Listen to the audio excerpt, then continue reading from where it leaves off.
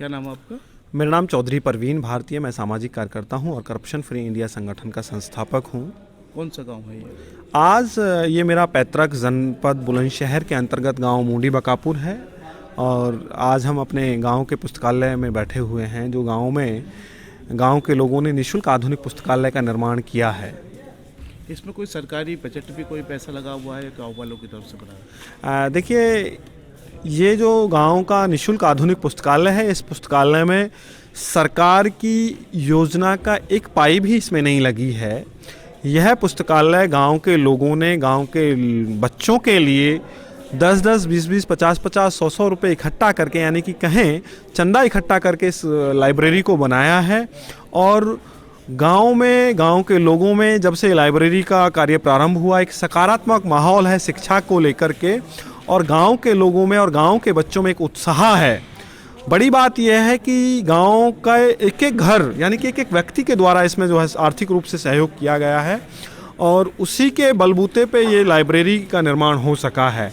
अन्यथा हम लोगों ने जब इसकी शुरुआत की तो हम लोग बड़े घबराए हुए थे कि भाई इसका आपके दिमाग में ये आइडिया कि अपने गांव में भी पुस्तकालय होना चाहिए? ये विचार जो है, एक लाइब्रेरी गौतम बुद्ध नगर के बादलपुर गांव में लाइब्रेरी का उद्घाटन होना था, जहां मैं गया हुआ था। और जब मैं मंच पे वहां बैठा हुआ था तो मेरे दिमाग में एक विचार आया कि भाई, पूर्व मुख्यमंत्री मायावती का गांव जो गौतम बुद्ध नगर में आता है और वो हर तरीके से समृद्ध गांव है, जब यहाँ के युवाओं को या यहाँ के गांव के लोगों को लगा कि गांव के बच्चों को पढ़ने के लिए एक पुस्तकालय होना चाहिए, तो मेरा गांव जो जनपद बुलंदशहर का मुंडी बकापुर गांव है, जो कि आर्थिक रूप से, सामाजिक रूप से और राजनीतिक रूप से बहुत कमज़ोर है, जहाँ की बच्चों के लिए पढ़ने का सकारात्मक माहौल नहीं मिल पा रहा था, तो हमारे मन में विचार आया कि क्योंकि इस विचार को क्यों ना हम अपने गांव तक पहुंचाएं।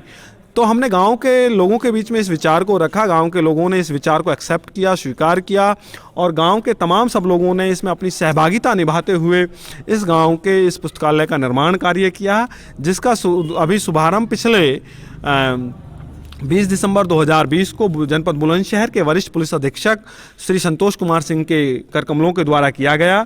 श्री संतोष कुमार सिंह साहब जो एसएसपी हैं बुलंदशहर, उन्होंने गांव के लोगों को और गांव के इस लाइब्रेरी में पढ़ने वाले उन बच्चों को लगभग 48-50 मिनट तक संबोधित किया। इनके अंदर एक नई ऊर्जा का संचार किया। तो अधिकारी के आने से गांव के बच्चों में एक नया जोश पैदा हुआ है। आज गांव के लोगों में, अब से पहले क्या था, वो यूपी पुलिस और आर्मी की मतलब बेल्ट की नौकरी के लिए वो पढ़ाई करते थे, तैयारी करते थे। लेकिन जब से लाइब्रेरी और खुली और लाइब्रेरी में बाहर के जो आईएएस, आईपीएस और कुछ रिटायर्ड जज गांव के लोगों को, गांव के इन बच्चों को जो है, गांव के प्रत्येक माह में एक मीटिंग हम करा रहे हैं इनकी। और मीटिंग में क्या है कि वो आईएएस, आईपीएस या रिटायर्ड जज जो बड़े अपने पदों पर रहे हैं, वो आकर के इन बच्चों को जागरूक कर रहे हैं, उनके अंदर एक हिम्मत पैदा कर रहे हैं कि भाई तुम भी एक आईएएस बन सकते हो, तुम भी एक आईपीएस ऑफिसर बन सकते हैं।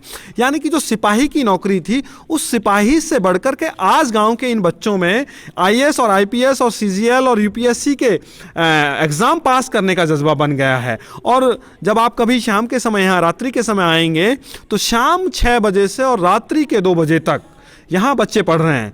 बच्चों में एक नई ऊर्जा है, बच्चों के साथ साथ उनके अभिभावकों में ऊर्जा है, और सब लोग इस पुस्तकालय के उद्घाटन के बाद पूरा गांव इसके लिए जो है सहयोग कर रहा है और सब लोग बड़े ऊर्जा के साथ इसमें अपनी योगदान दे रहे हैं। आप ये देख रहे हैं, जो पेड़ ग्रीनरी लगी हुई है, ये ईंट्स लगी हुई हैं, जो पेंटिंग्स, ये पुताई थमलों पे की है, ये यहाँ पढ़ने वाले इन बच्चों ने की है। यानी कि कहें तो गांव के लोगों ने श्रमदान में भी बढ़ चढ़ करके हिस्सा लिया है।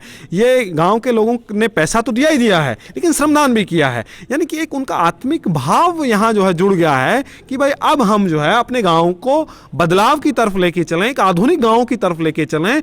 और इन युवाओं और गांव के लोगों का, यानी कि हम भी कहें, हम लोगों का ये सपना है कि आने वाले 5 वर्ष में हम इस गांव को एक आदर्श गांव के रूप में विकसित करना चाहते हैं। और ये आपके चैनल के माध्यम से मैं कहना चाहता हूं कि आने वाले 5 वर्ष में गांव के लोगों का सहयोग रहा तो इस गांव को बुलंदशहर ही नहीं, उत्तर प्रदेश में आदर्श गांव के रूप में पहचान दिलाने का काम ये गांव के लोग करेंगे।